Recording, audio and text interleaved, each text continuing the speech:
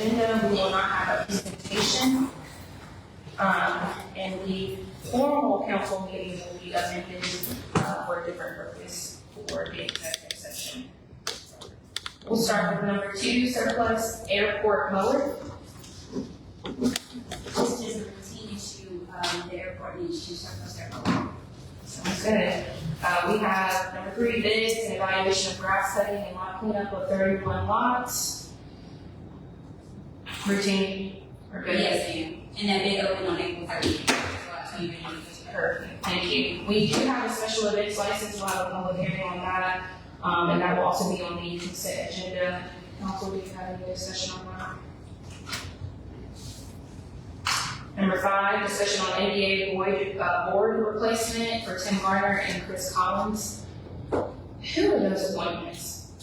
Ms. Smith, I would make it known that that's not on your agenda for tonight to consider, but it is for council to have discussion on. Okay. Do you know who appointed them? Tim Garner, I think is Ward 1. Okay. Pretty sure it is. Chris Collins, I'm not sure. I think he might be the county. Ms. Smith, I will look up where Mr. Collins was appointed and I can get the information to you. Okay, perfect. Thank you so much. All right, number 6, we have a motion to approve proposed project in the National Tire Retail Dealership to be located on Lot 2 of the Summerall subdivision. Is who here? No, it's not. This is for council to be made aware. This is the first step in that process for that Summerall subdivision.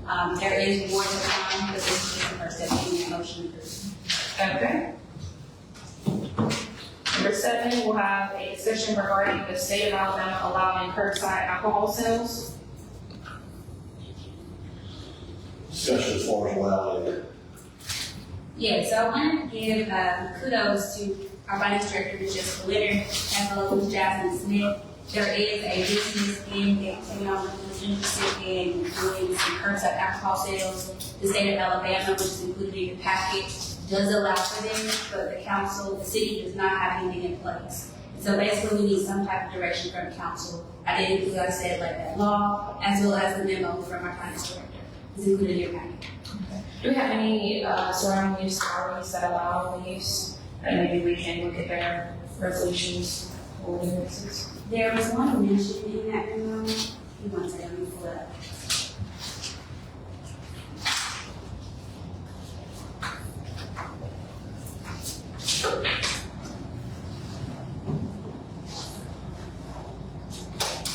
I didn't want to reiterate, I'm sorry, while you're looking for that as fast, that the motion to approve the proposed project for the National Tire Retail will be in the consent agenda, so we'll vote on starting the process today. And as it pertains to that city that's closed, I would want to say that's posting. I will double check just to make sure.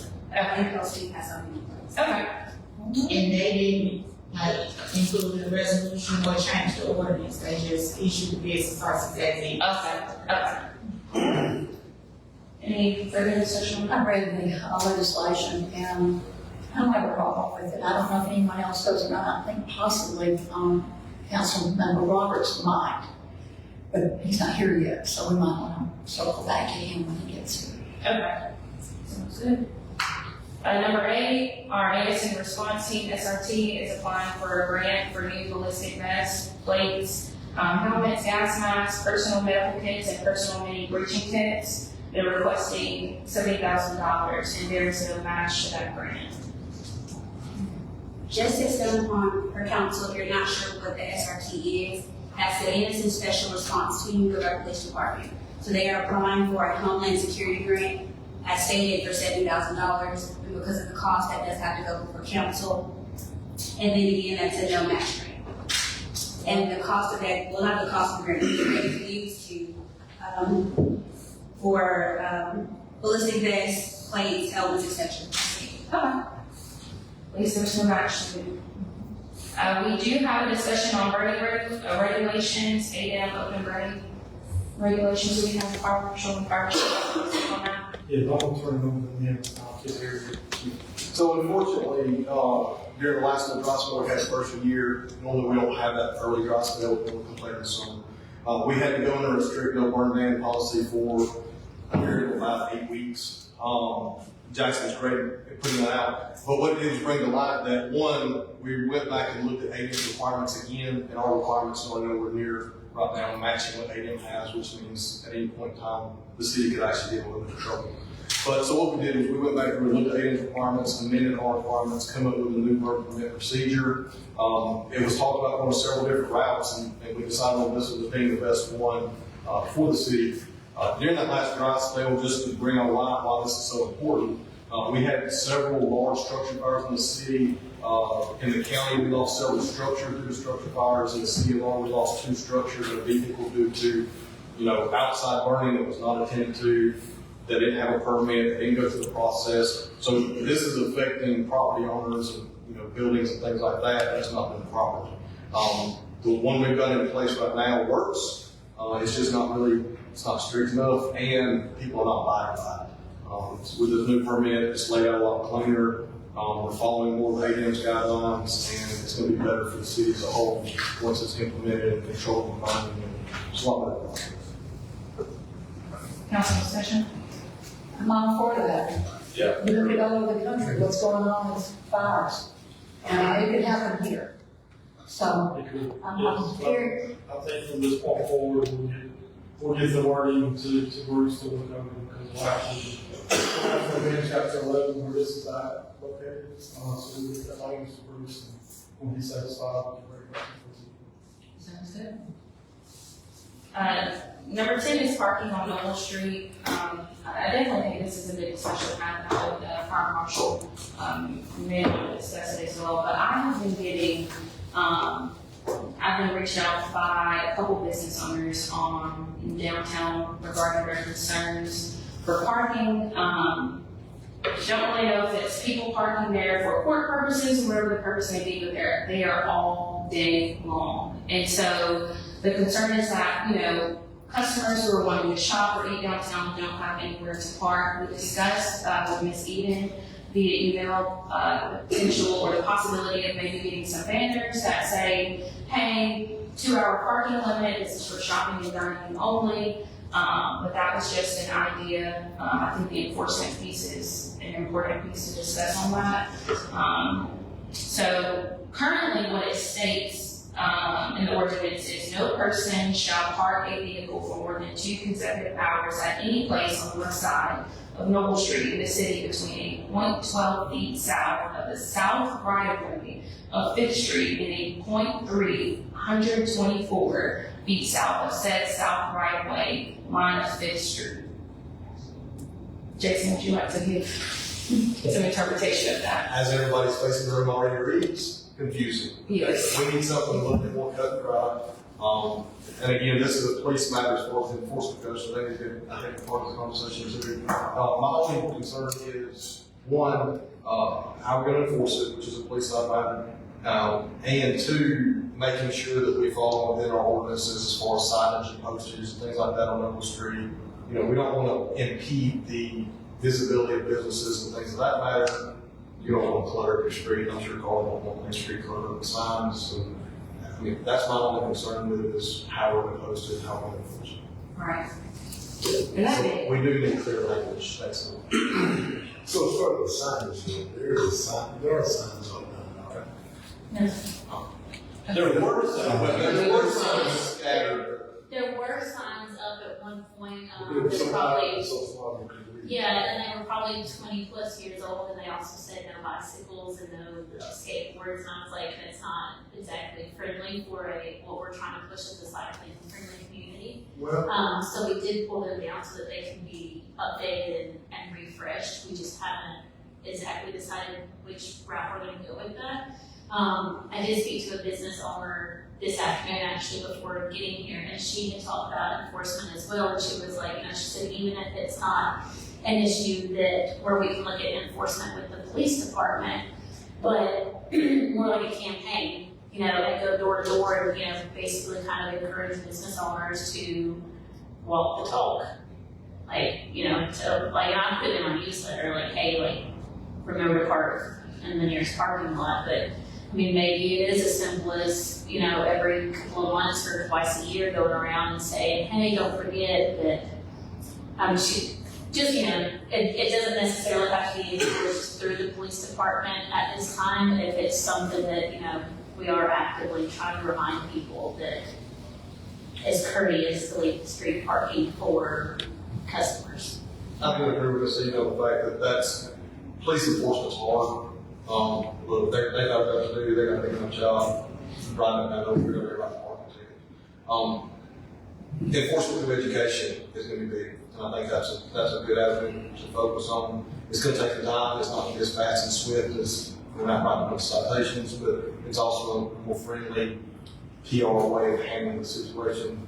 Let's take time to do with education. Social media, getting it out there on the website. I think that's good stuff. Well, so, are we dealing with repeat offenders? Yes. We're dealing with repeat offenders from, I think I'd call them more habitual users than, well, repeat offenders maybe.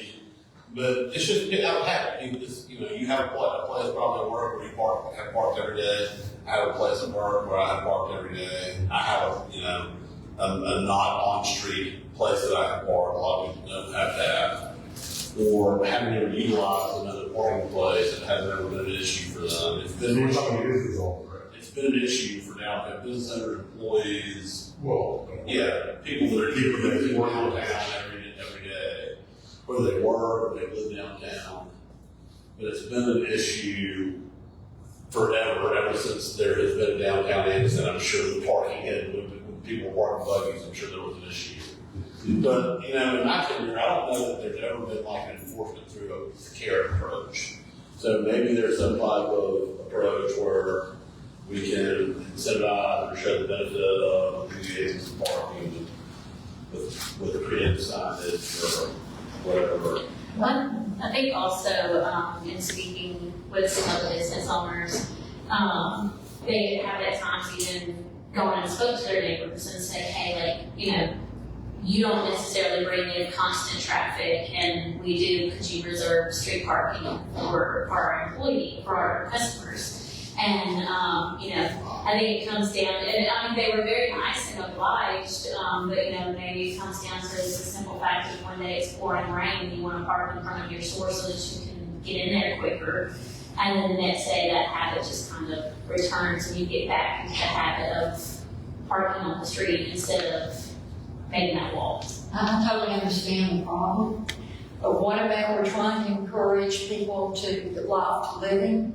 And there are some loft apartments, including one that I have, 2 doors down from City Hall, and the tenant has no other place to park except on the street. You know, that they can't come in from behind. The only entrance, you know, to the loft is right there on the street. So I'm not really sure I know exactly how we would resolve those issues. You know, I just don't know. I don't know if there is, you know, a concrete solution. I don't know. Currently, there's not a parking problem in every block, we can say that. Okay. That is certain. There's not really parking problems, except for problems people are going to walk. If you're going to park on the side streets and walk around the front to know the street, you know, so maybe that's something we created to address, is how to incentivize our downtown users that it's not that big a deal for you to walk 100 feet to your storefront you're patronizing, you're visiting. You know, you walk 200 feet to the Target parking lot, but want to be able to park right in front of Dunsies or the wall or wherever you go, you know. And instead, if I might, we have a conversation, and you mentioned conducting a survey for business owners, that way that gives you all a better idea of what's actually going on downtown. So if the council is okay with it, I think that's probably the first step, is getting some type of survey created to give to business owners so we can get a real idea of what's actually going on. Absolutely. One question I do have. I've seen old pictures of downtown Anniston, and they had vertical parking at one time. Is that a safety issue? That's what I really want to know. Because you're backing out. I'll let Mr. Harrison answer that, but from my standpoint, yes, when we did away with the vertical parking when we installed the islands, and we did that for, visibility and flowability and things like that. So the city purposely did that for an intended reason, and then, it's a lot safer to pull out and back out the track. That's probably the issue there. and it did decrease the number of parking spaces, I agree, but at the same time, it was doing the intended purpose. Ms. Bass, I'd like to also include the county in that survey over at the county courthouse, and maybe even Judge Cornelius over at the federal courthouse, just so we're touching all our bases with that. Any other further discussion? That one, but let me walk with that one because I get it, we would like businesses to have places for the customer. But it's gonna be real gentle with how we word this because we're gonna end up losing people coming downtown if we present this the wrong way. We're trying to force more people, well, not force, we're trying to invite more people downtown. And we're trying to grow the area. So it's gonna be hard to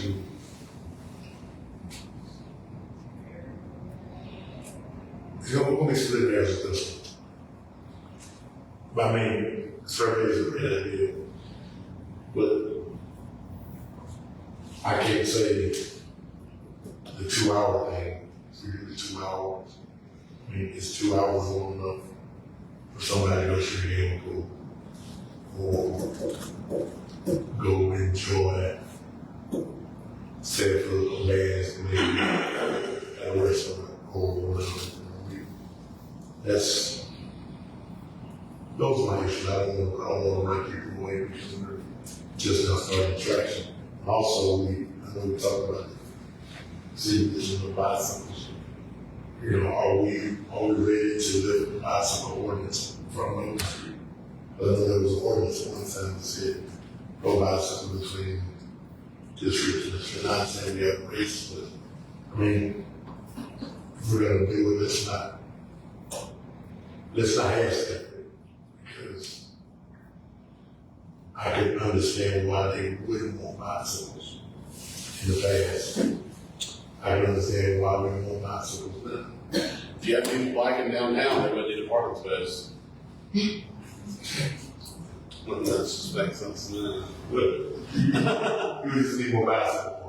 So I think the proper step moving forward is, ensuring that we have that survey. I think that kind of details what the discussion needs to be moving forward. And then also the language in the ordinance, if it says 2 hours, why are we stating something if we can't enforce it? But I think that's a discussion we continue to have with Jason. So it's a good start. Other than that, I'm wondering about, if you could say between certain hours, maybe, 2 hour limit between 10 a.m. and 6 p.m.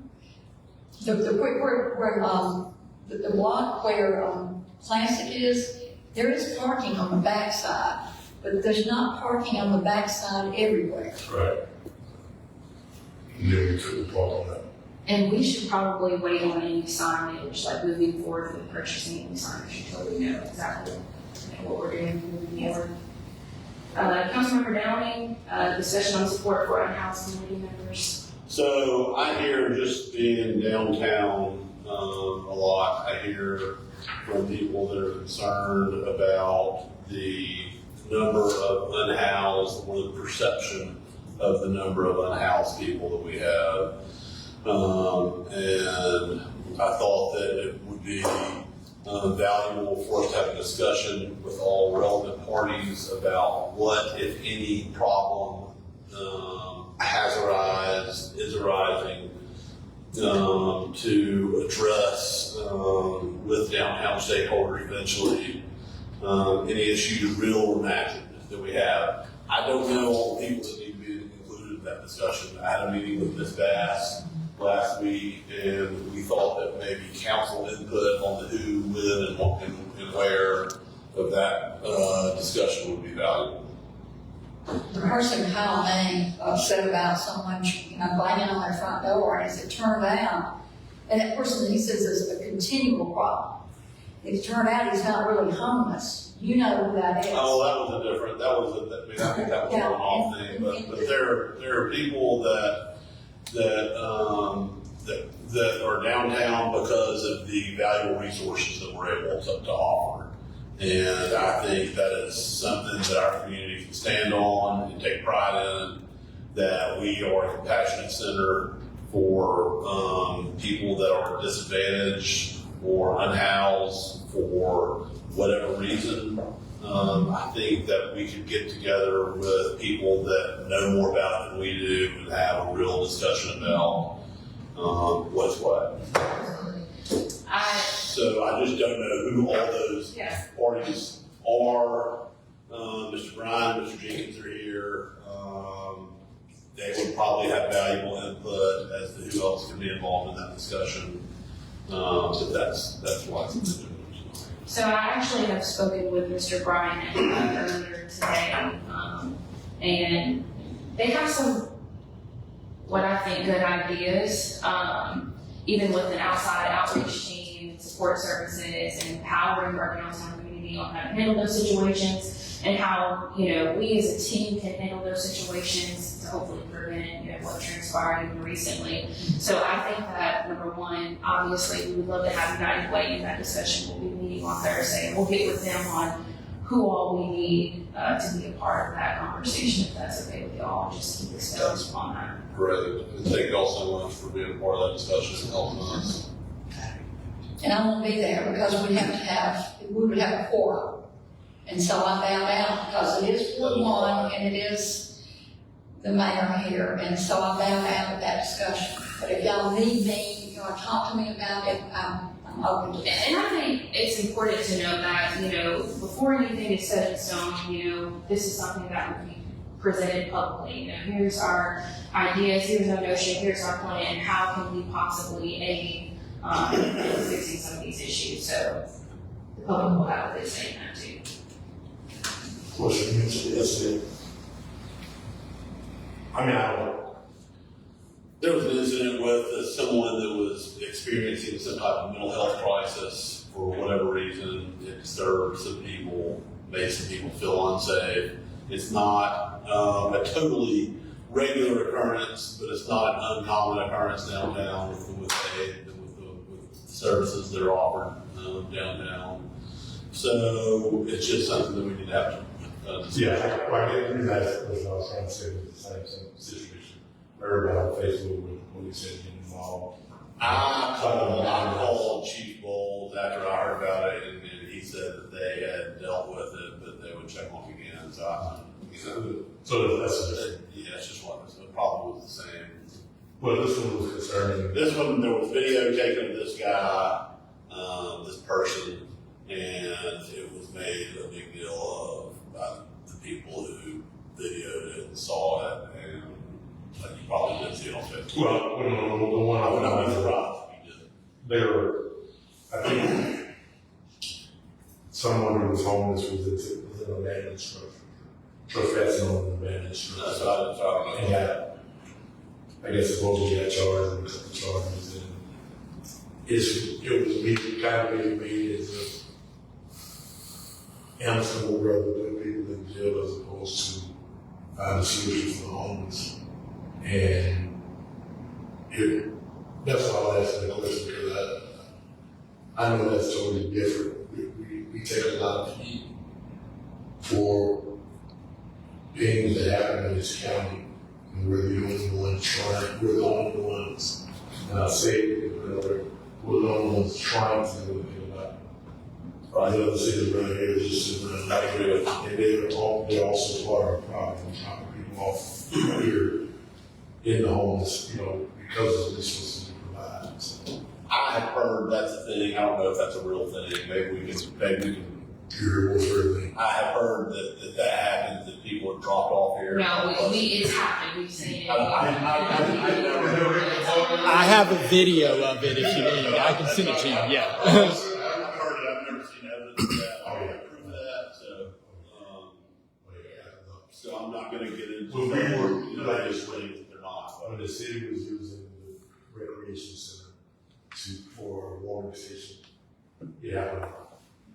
And I want to say, just for the record, that there's no easy solution to this. You know, you have one side of the community saying, hey, help, help, help, and then you have the other side of the community saying, just get rid of it. I mean, this is a complex, wicked problem that it's going to take time for us to address. I thank God that we are not where we were a few years ago with no solution at all. Now we have a shelter that provides emergency services and transitional services. And so, you know, I'm not saying let's continue to kick the can down the road, but I think that we have skilled people who are capable of coming up with really great solutions in the city playing a part in that. And I would commend us for doing so, because there are other communities that are not. So we're working at it, we're not ignoring these issues, and you know, we'll continue to keep the public involved with that. And so much of it really is a mental health crisis. And you know, in 1968, Judge Frank M. Johnson Jr. closed, had all the mental health facilities, many of them, most of the large ones closed in the state because of the conditions. Conditions were terrible. And as a result of that, there's not enough places for people to go who are having mental problems. And sometimes the police have no other choice. People can only do what they can do at this moment. I think we're having a mental health crisis nationwide, and I probably argue worldwide. And so I don't want to demonize those who are going through mental issues right now. We're doing the best we can. That's not saying that we can't do better, because we absolutely can. But at least we're doing At something. least we're doing it. And I think that's something that we as a community can hang our hat on and be a model of leadership for other communities, especially small communities that may deal with the same things. Absolutely. I wanted to go back to item number 7, curbside alcohol sales. Councilmember Harris said that you might want to discuss that, Councilmember Roberts. If Ms. Jessica, if you want to. Okay, so the state passed the curbside alcohol sales, but I think close to there, we asked them in our MOA group if they charge anything extra on top of it, but they don't. They just went with the state regulator that it is acceptable, and they issued their regular license and allowed the curbside sales. So we're only presenting to you all to see if you all want to add anything on top of it, or we can just allow them to do it with their current license that we've issued. On that real quick, I'm sorry, but we already have a curbside service for restaurants up and down Oak Street. And there are requirements in place for you to be able to allow to do that. I would think you would want some type of something in writing for separation from how like we did that, some type of barrier versus just having bars set up inside sites. I mean, you want some type of separation like we did in curbside service. When the Nova Street, when the curbside was put in Nova Street, I thought it was unfair because they only picked Nova Street. But I think since then, we've allowed other businesses to have it was basically the leaving down outside, which I call the alcohol outside.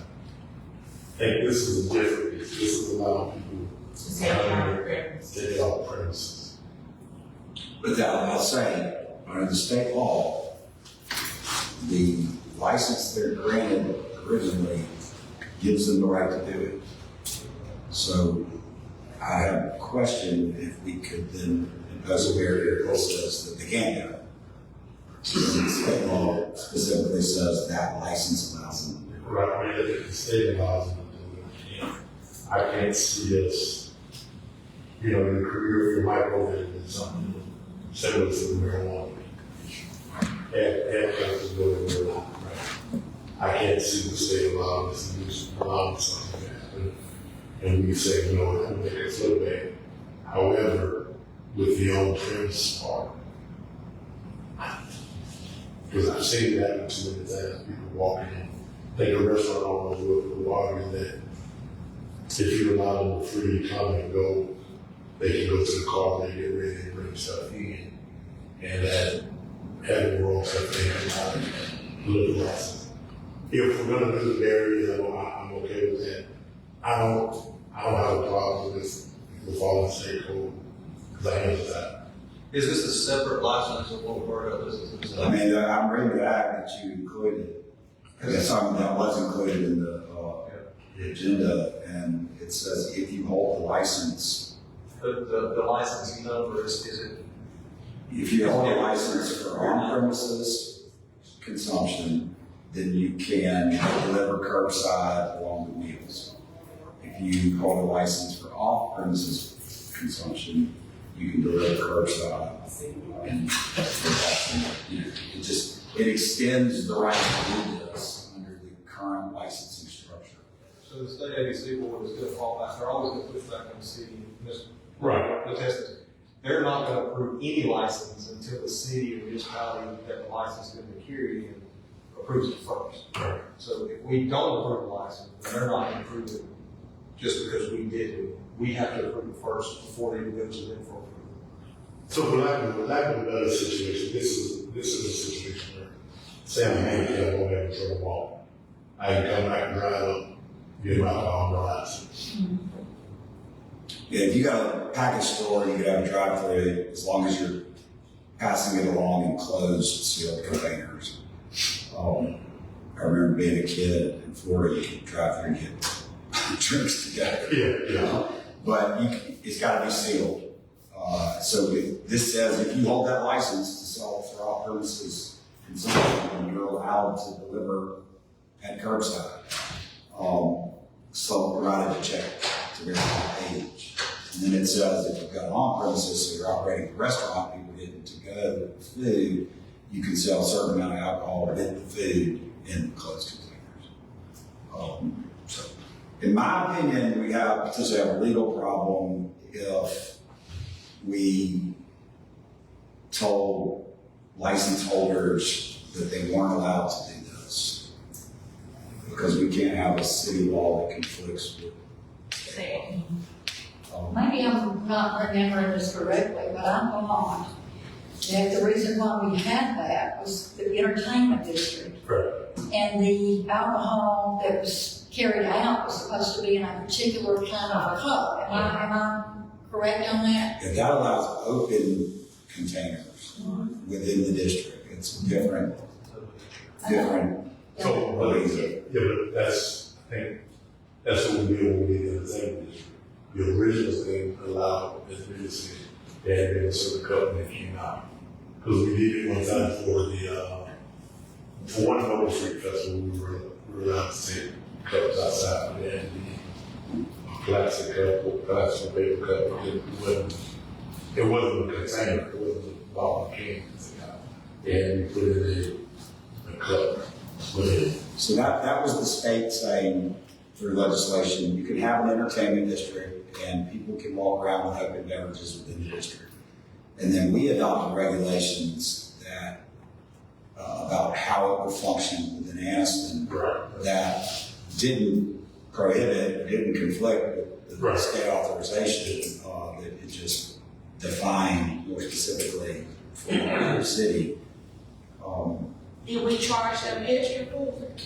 Originally we did, we started out with it and then we determined that, this wasn't something that we were trying to make money off of, and so we no longer charged the businesses to participate, because what was happening when it was time to renew their business license, they weren't renewing their permit for the entertainment district. So we did away with the permit and they can simply do it now. It's a district as a whole. We have the right to say no entertainment district in that circumstance. We could say we're not going to have it, and you can't. Nobody can do it.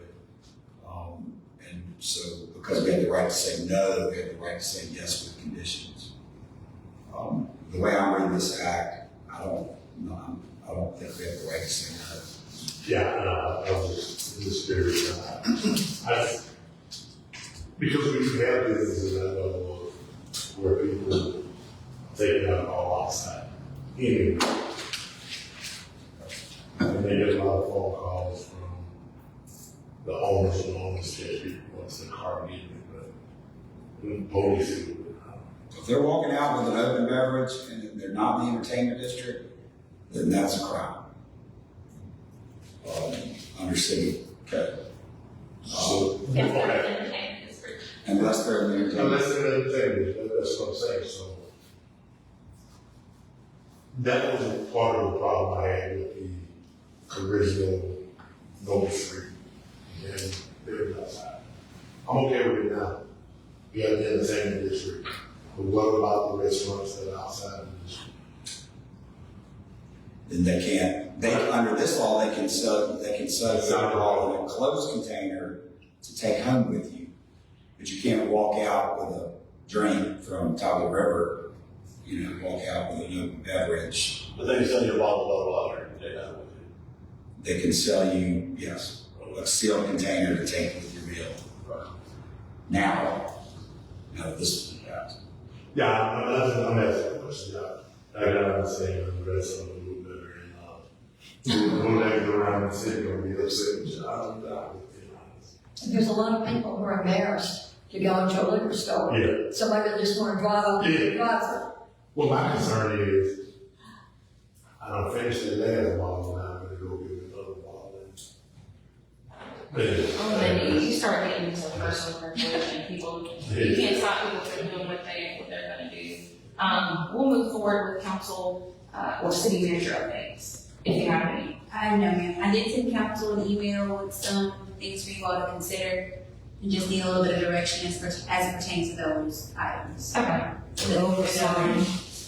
I just want to thank you all for bearing with us. I know that we've had a lot of transformation and changes over the last 6 months, but we have great leadership both on this council and as our city officials are here, employee-wise, and we're going to keep the city going. We're going to keep it moving. Bear with us. I think Ms. Bass is doing an excellent job. I know I say this every council meeting, but I think it's important for us to give each other positive affirmation. So again, want to thank you for bearing with us with all the changes we're having, and we will dismiss until the formal council meeting at 5:30.